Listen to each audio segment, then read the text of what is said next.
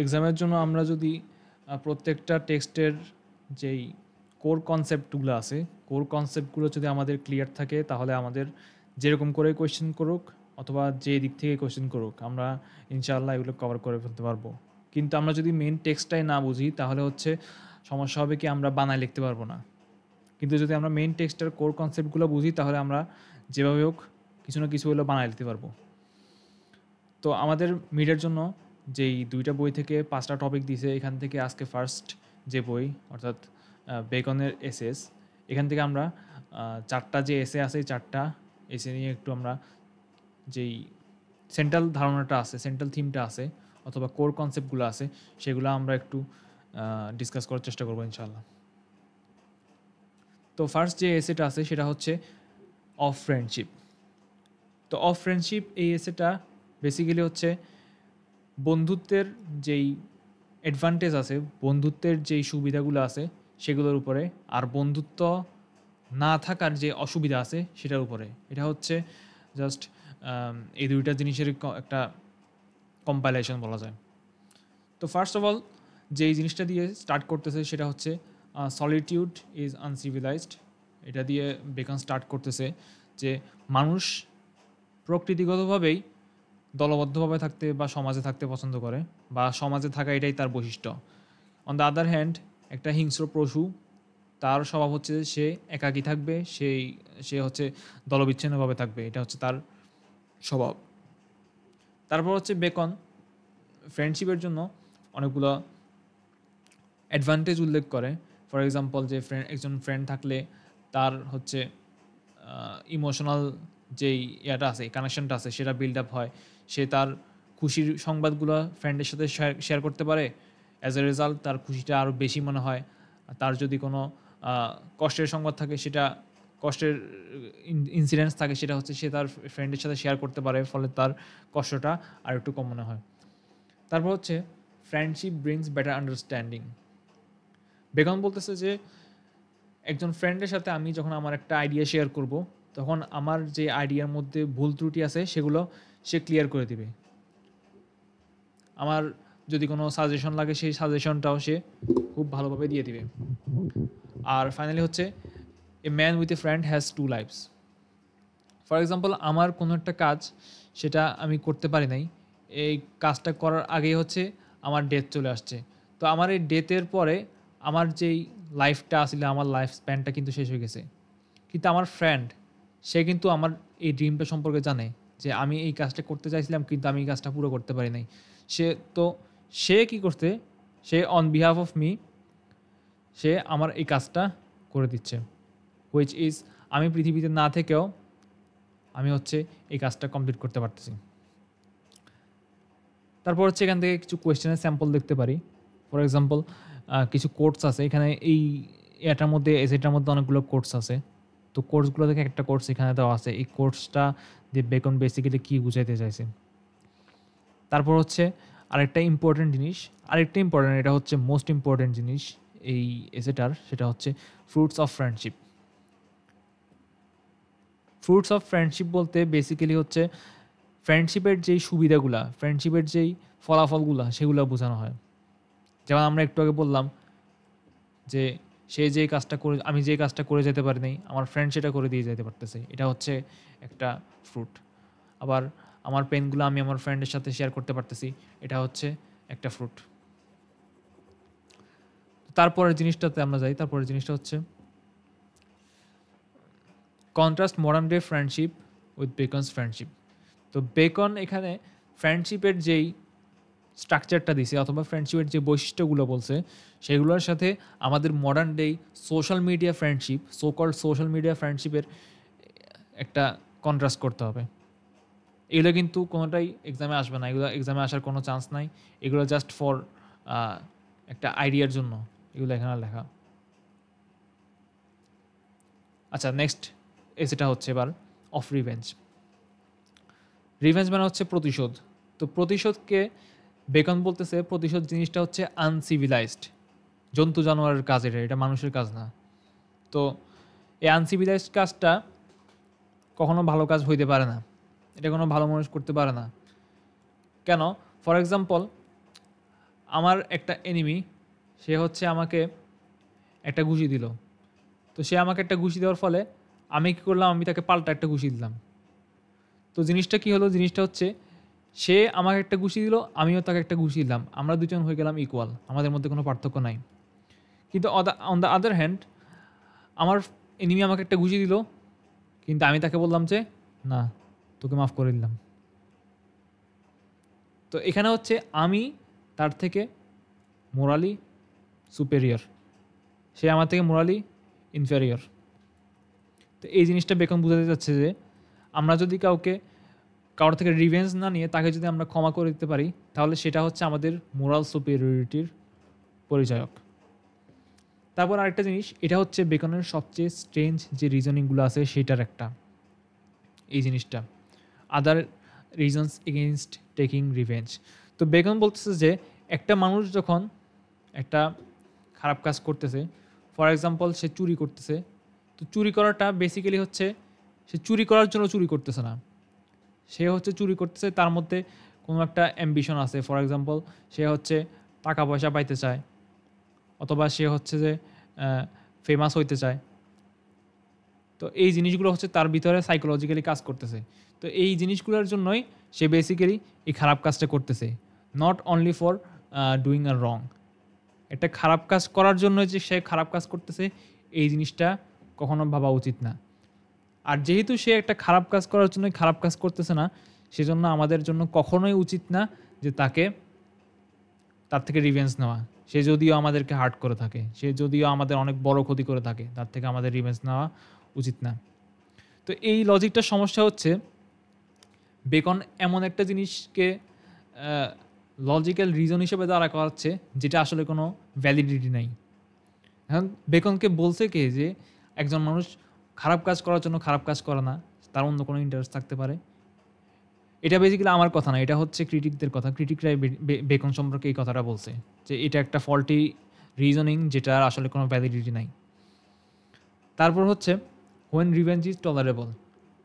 তো বেকন এতক্ষণ যে বিষয়টা বললো সেটা হচ্ছে revenge is uncivilized to forgive an enemy superior and other reasons. কিন্তু এখন সে এসে বলতেছে যে রিভেঞ্জ ইজ টলারেবল, রিভেঞ্জকে নাকি এখন সহ্য করা যাবে। তো কোন রিভেঞ্জটা টলারেবল সেটার ব্যাপারে বেকন বলতেছে যে public revenge and private revenge. এই পার্টটাতে পাবলিক রিভেঞ্জ হচ্ছে যখন সব মানুষ মিলে একটা পার্টিকুলার কজের পিছনে হচ্ছে তারা রিভেঞ্জ নেয়, সব মানুষ মিলে একটা পার্টিকুলার কজের পিছনে হচ্ছে তারা রিভেঞ্জ নিচ্ছে। তো এই জিনিসটা হচ্ছে একটা পাবলিক রিভেঞ্জ বলা যায়। তো পাবলিক রিভেঞ্জটা একটা সুন্দর এক্সাম্পল দিই। আমাদের যে হয়েছিল জুলাই বিপ্লব, জুলাই বিপ্লবের জিনিসটা হচ্ছে মানুষজন সবাই হাসিনার বিরুদ্ধে ক্ষুব্ধ ছিল, কারণ হাসিনা অনেক মানুষকে জেলে দিছে, অনেক মানুষকে কিল করছে, অনেক মানুষের উপর টর্চার করছে, অনেক মানুষকে ইভেন আয়নাঘরে পাঠিয়ে দিছে। তো এই জিনিসগুলো সবগুলা মানুষের উপর যেহেতু একটা জুলুম ছিল, তো মানুষ কী করছে, এটা একটা রিভেঞ্জ নেওয়ার চান্স খুঁজতেছিল। তো এই 36 জুলাই হচ্ছে সেটার একটা রিভেঞ্জের একটা চান্স, যেটার মাধ্যমে তারা হাসিনা সরকারকে দেশ থেকে বিদায় করে দিছে।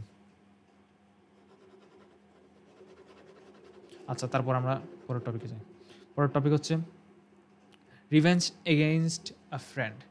এখন হচ্ছে শত্রুর বিরুদ্ধে তো আমরা রিভেঞ্জ নিব, ঠিক আছে, কিন্তু আমরা ফ্রেন্ডের বিরুদ্ধে কি কখনো রিভেঞ্জ দিতে পারি?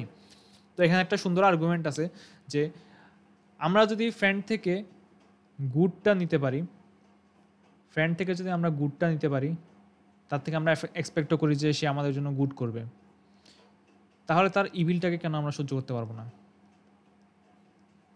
এটা একটা সুন্দর আর্গুমেন্ট। তো এই দুইটা যদি আমরা একসাথে করি, তাহলে দাঁড়ায় যে আমরা ফ্রেন্ড থেকে রিভেঞ্জ নিতে পারবো না, ফ্রেন্ড থেকে রিভেঞ্জ নেওয়া যাবে না।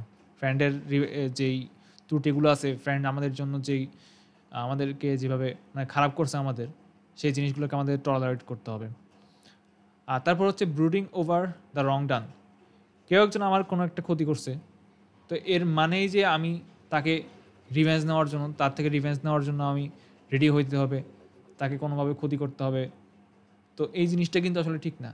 আমরা যদি আমাদের সাথে করা ক্ষতি, আমাদের সাথে করা খারাপ জিনিসগুলোকে ভুলে যেতে পারি, তাহলে জিনিসটা অনেকটা জাস্টিফাই হয়ে যায়। আমাদের হয়তো যে ইমোশনাল ড্যামেজটা করছে, এই ইমোশনাল ড্যামেজটা অনেকটা কভার হয়ে যাবে। কারণ আমাদের ইমোশনাল নিয়মটা হচ্ছে যে এটা যদি ড্যামেজ হয়ে যায়, এটাকে যদি আমরা নড়াচড়া না করি, যেভাবে আছে ওইভাবে থাকতে দিই, একটা টাইম পরে এটা নিজে নিজেই হিল হয়ে যাবে। কিন্তু অন দ্য আদার হ্যান্ড আমরা যদি এটাকে বারবার খোঁচা দেই, সব দিক থেকে খোঁচা দিই, বলছে না আমাকে ওইটা করছে ওইটা করছে, তো ফলশ্রুতিতে যেটা হবে সেটা হচ্ছে যে আমাদের ভিতরের পেইনগুলো আরও বেশি পরিমাণের বেড়ে যাবে। তাই রিভেঞ্জ নেওয়া উচিত না, রিভেঞ্জের কথা চিন্তা করা উচিত না। আর তারপর হচ্ছে এখানে কোয়েশ্চেন কিছু আছে, কোয়েশ্চেন এগুলো স্যাম্পল, এগুলো আবারও বলতেছি, এগুলো এক্সামে আসার কোনো চান্স নেই। তো how does Bacon define revenge? রিভেঞ্জকে বেকন কীভাবে ডিফাইন করে? ইজি। বেকন বলতেছে রিভেঞ্জ হচ্ছে আনসিভিলাইজড একটা অ্যাক্ট। তারপর হচ্ছে প্রাইভেট আর পাবলিক রিভেঞ্জের মধ্যে পার্থক্য। এখানে আমরা যে জিনিসটা করতে পারি আনসার লেখার ক্ষেত্রে, সেটা হচ্ছে যে আমরা আমাদের পার্সোনাল লাইফ থেকে কোনো উদাহরণ চাইলে যদি চাই তাহলে টানতে পারি। পার্সোনাল অ্যানেকডটস বলে, পার্সোনাল অ্যানেকডটস মানে আমাদের ব্যক্তিগত জীবনের ঘটনা, এগুলো টানতে পারি। তারপর হচ্ছে টেক্সচুয়াল রেফারেন্স টানতে পারি। তারপর হচ্ছে যে লজিক্যাল আর্গুমেন্টস আনতে পারি। আচ্ছা, যারা এগুলো বুঝতেছেন না তাদের জন্য বলে দিই, পার্সোনাল অ্যানেকডটস হচ্ছে আপনার জীবনে কোনো একটা ঘটনা ঘটে গেছে, আপনি সেটাকে এখানে এই কোয়েশ্চেনের সাথে সংযুক্ত করে তারপরে বসায় দিবেন। টেক্সচুয়াল রেফারেন্স হচ্ছে যে আপনি বেকন যে কথাগুলো বইয়ের মধ্যে বলছে হুবহু সেই কথাগুলো আপনি এখানে দিবেন। আর লজিক্যাল আর্গুমেন্টস হচ্ছে আপনি যুক্তি দিবেন আপনার স্ট্যান্ডের পক্ষে, আপনি যে কথাটা বলতেছেন সেটার পক্ষে আপনার যুক্তি দিবেন। সিম্পল। তারপর আমরা চলে যাচ্ছি হচ্ছে অফ ট্রুথে। অফ ট্রুথের সামারিটা হচ্ছে অনেকটা প্লেন, এরকম যে ট্রুথ জিনিসটাকে মানুষ কেন পছন্দ করে না, অথবা ট্রুথ কোন কোন জায়গায় আমরা দেখতে পাই, অথবা ট্রুথের দ্বারা মানুষ আসলে কী চায়, ফলসহুডের দ্বারা মানুষ আসলে কী চায়। তো ট্রুথ আর ফলসহুড এই দুইটা জিনিস মানুষের জীবনে হচ্ছে খুবই কমন জিনিস, এগুলোকে আমরা কখনো ইগনোর করতে পারবো না, আবার এগুলো ছাড়াও আমরা কখনো এক্সিস্ট করতে পারবো না। কিন্তু সমস্যা হচ্ছে যে মানুষ বাই নেচার সে ফলসহুডের দিকে অ্যাট্রাক্টেড, বাই নেচার সে ফলসহুডের দিকে অ্যাট্রাক্টেড, সে মিথ্যা জিনিসটাকে খুব বেশি পছন্দ করে। এর একটা কারণ এটা হইতে পারে যে মানুষ চায় ইনফিনিট ফ্রিডম, সে কোনো কিছুর মধ্যে বাউন্ড থাকতে চায় না, একটা অপরচুনিটি সে হারাইতে চায় না। সেই জন্য যখন দেখা যায় যে সে ট্রুথ বললে, সত্যি কথা বললে তার সে অপরচুনিটিটা চলে যাবে, তখন সে কী করে মিথ্যার আশ্রয় নেয়, মিথ্যা আশ্রয় নিয়ে সে অপরচুনিটিটাকে ধরে রাখতে চায়। এটা হচ্ছে মানুষের নেচার। আর বেকন বলতেছে ট্রুথ হচ্ছে the highest good of human nature. মানুষের মধ্যে যেই হিউম্যান যে নেচারটা আছে সেটার মধ্যে সবচেয়ে ভালো কোনো কোয়ালিটি যদি থাকে সেটা হচ্ছে ট্রুথ। ট্রুথের উপরে কোনো কোয়ালিটি মানুষের মধ্যে নাই। তারপর হচ্ছে truth in civil business. Civil business হচ্ছে আমরা যেটাকে বলি দুনিয়াদারির কাজকর্ম, সেটার মধ্যে ট্রুথের আমাদের ইম্প্যাক্ট কীরকম। ফর এক্সাম্পল, একজন মানুষ সে পার্সোনালি হয়তো এতটা ট্রুথফুল না, কিন্তু সে পছন্দ করে যে মানুষ তার সাথে ট্রুথফুল থাকুক। সে হয়তো পারে দোকান থেকে কোনো কিছু একটা কিনতেছে, তো সে চায় না যে তাকে এখানে মিথ্যা বলে ঠকাই দেওয়া হোক, সে চায় যে তাকে এখানে 100% অথেন্টিকটা দেওয়া হোক। এখানে সে ট্রুথ বলে কি বলে না সেটা কিন্তু ম্যাটার করে না, সে যে একটা জিনিস যে প্রেফার করে, এই প্রেফারেন্সটা হচ্ছে তার মধ্যে বাই নেচার আছে। তো আরেকটা জিনিস এখানে উল্লেখ করা হয়েছে যে বিজনেসের ক্ষেত্রে মানুষ মিথ্যা বলে, অথবা কবিতা লেখার ক্ষেত্রে অথবা লিটারেচারের ক্ষেত্রে মিথ্যা জিনিসটা খুব বেশি ইউজ হয়ে থাকে। তো এই জিনিসটাকে তখনকার সময় চার্চ এটাকে খুবই খারাপভাবে ডিপিট করতো। যেমন হচ্ছে যে কবিতা লেখার সময় কিন্তু আমরা দেখি যে প্রচুর পরিমাণে মিথ্যা কথা লিখতে হয়। তো এই মিথ্যা কথাটাকে তখনকার যে চার্চ সিস্টেম ছিল, চার্চ সিস্টেমে এটাকে বলা হতো হচ্ছে ডেভিলস ওয়াইন বা এরকম কিছু একটা নামে। পোয়েট্রিকে তখনকার সময় পোয়েট্রিকে ডেভিলস ওয়াইন বলা হতো। ডেভিলস ওয়াইন মানে হচ্ছে শয়তানের মাদক, কারণ এখানে প্রচুর পরিমাণে মিথ্যা কথা থাকে, আর এই মিথ্যা কথা দিয়ে মানুষ হচ্ছে নিজের মাইন্ডকে এন্টারটেইন করে। তো এই জন্য চার্চ তখন এটার এগেনস্টে পোয়েট্রির এগেনস্টে কথা বলতো। আর তারপর হচ্ছে কিছু কোয়েশ্চেন আছে এখানে। What do you understand by truth? Use textual reference to define truth according to beacon.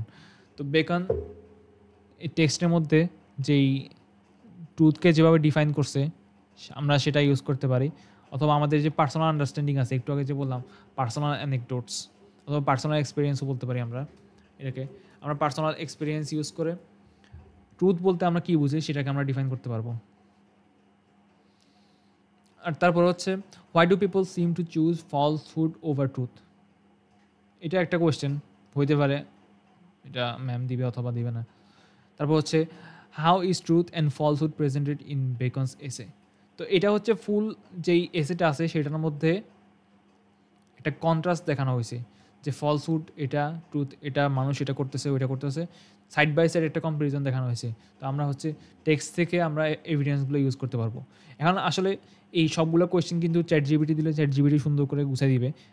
You don't have to be with a text book থাকতে হবে এমন কোনো কথা নাই, কারণ টেক্সট বুকে যে ভাষা লেখা আছে ওই ভাষাগুলো আমরা মোস্টলি বুঝতে পারবো না, কারণ এটা হচ্ছে রেনেসাস পিরিয়ডের ভাষা, আর চ্যাট জিপিটি অনেক গুছিয়ে দিবে এগুলা।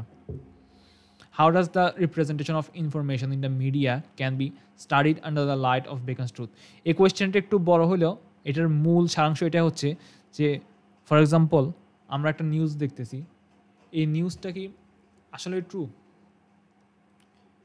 আমরা হইতে পারে কোনো একটা ভিডিও দেখতেছি, এই ভিডিওটা কি আসলেই সত্যি? তো এই জিনিসগুলো আসলে ট্রুথ বলতে আমরা যে জিনিসটা বুঝতেছি এই জিনিসটা কি আসলে এখনও মানে সত্যিকারের ট্রুথ কিনা।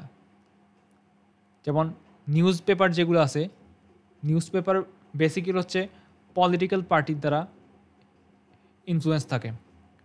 পলিটিক্যাল পার্টি হচ্ছে নিউজ পেপারগুলোকে কন্ট্রোল করে। যেমন আওয়ামী লীগের কিছু পত্রিকা আছে, প্রথম আলো, তারপর হচ্ছে ডেইলি স্টার। তো এই পত্রিকাগুলো হচ্ছে পলিটিক্যাল এজেন্ডা প্রমোট করার জন্য লেখা হয়। তো এখানে যেই কথাগুলো বলা হয় সেগুলোকে আসলে ট্রু, তো আমরা এই জিনিসটা কীভাবে বুঝবো? এটা আমরা বেকনের যেই এসেটা আছে সেটার আলোকে করতে পারি। তো আরেকটা জিনিস করতে পারি, সেটা হচ্ছে যে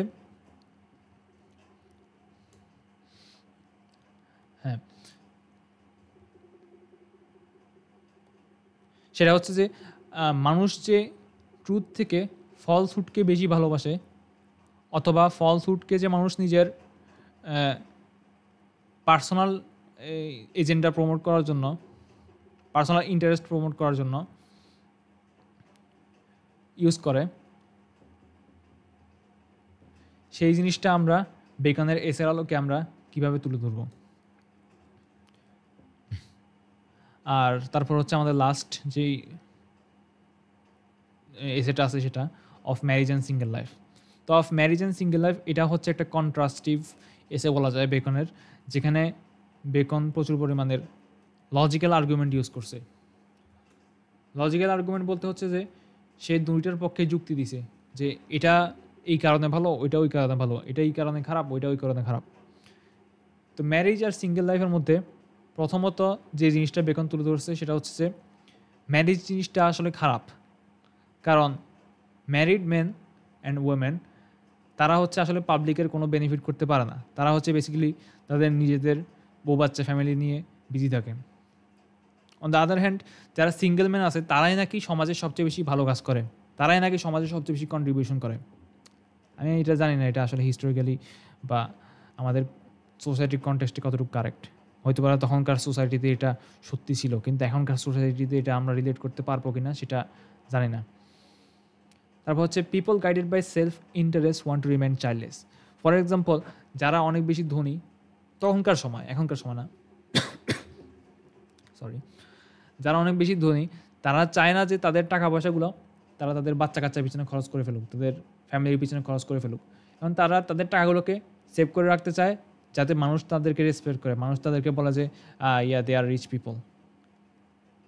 তো রিচ পিপলরা অথবা গ্রিডি পিপলরা তারা হচ্ছে ম্যারিড থাকতে চায় না অথবা বিয়ে করতে চায় না, তারা সিঙ্গেল থাকতে প্রেফার করে অথবা করতো।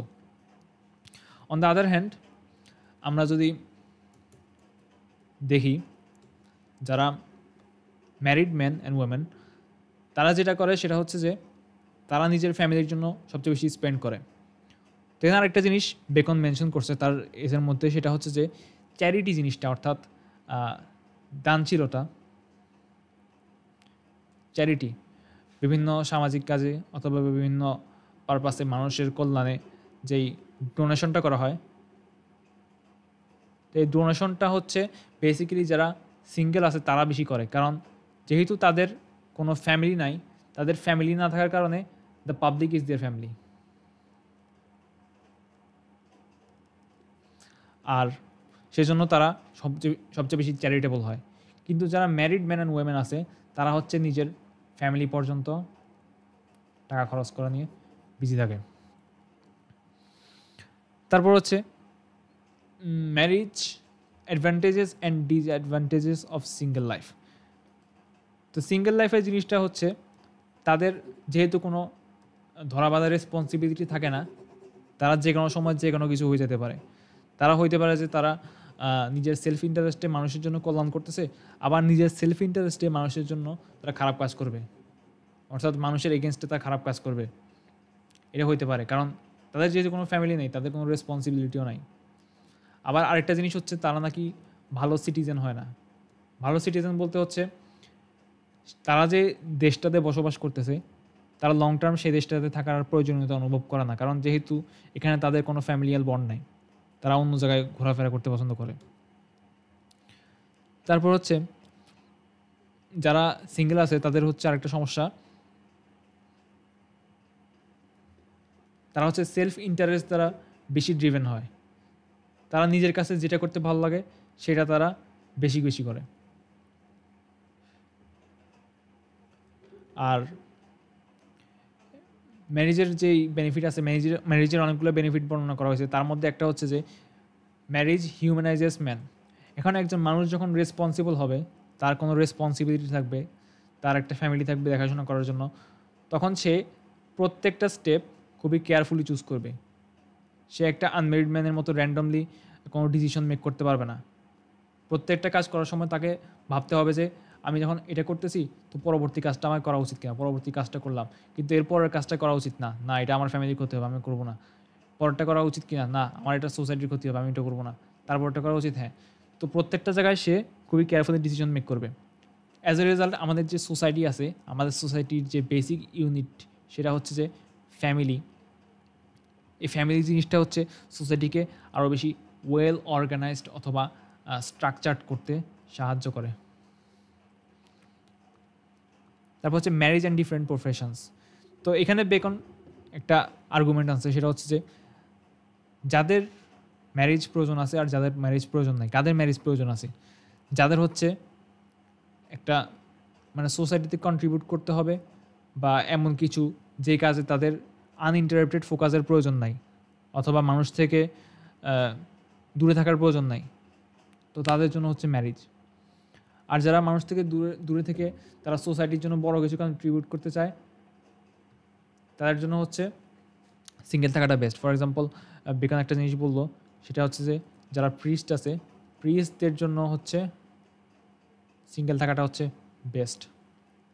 কারণ হচ্ছে একজন প্রিস্টের কাজ হচ্ছে চার্চকে মেনটেন করা।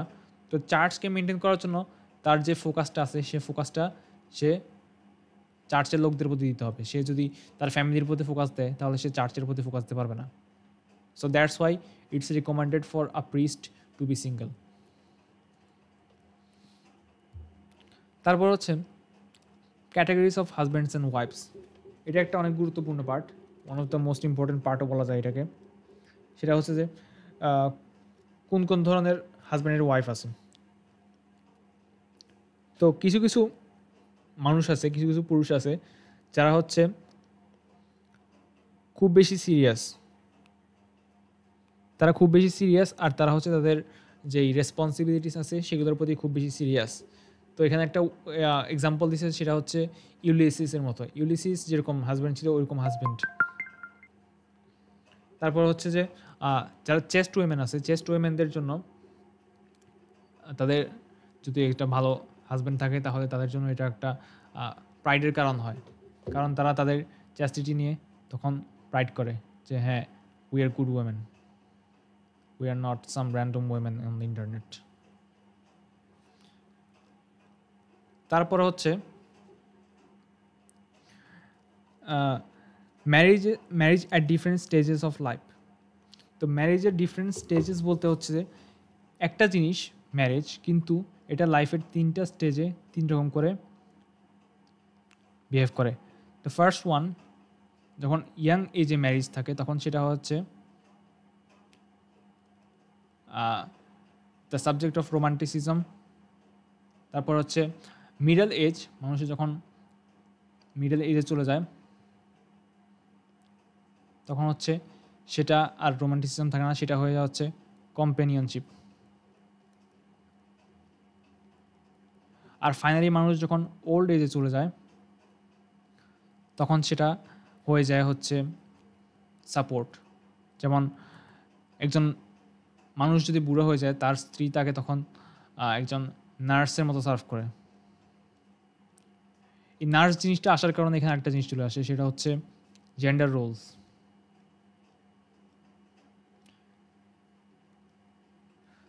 তো এখানে একজন পুরুষকে একজন নার্স হিসেবে না দেখিয়ে একজন মহিলাকে কেন নার্স হিসেবে দেখানো হলো, এটা একটা কোয়েশ্চেন রেজ করে। তখনকার সময়ে যে সোসাইটিতে নারী পুরুষের যে রোল ছিল, ফিক্সড রোল ছিল, সেটার কারণে হচ্ছে বেসিক্যালি এখানে একটা কোয়েশ্চেন চলে আসে মডার্ন টাইমে। তো এটা ছিল আমাদের লাস্ট এসে। তো কারো কোনো ক্লিয়ারেন্স, কোনো কিছু বোঝার থাকলে গ্রুপে করতে পারেন, জিজ্ঞেস করতে পারেন।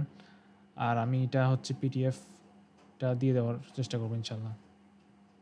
আসসালামু আলাইকুম ওয়া রাহমাতুল্লাহি ওয়া বারাকাতুহু।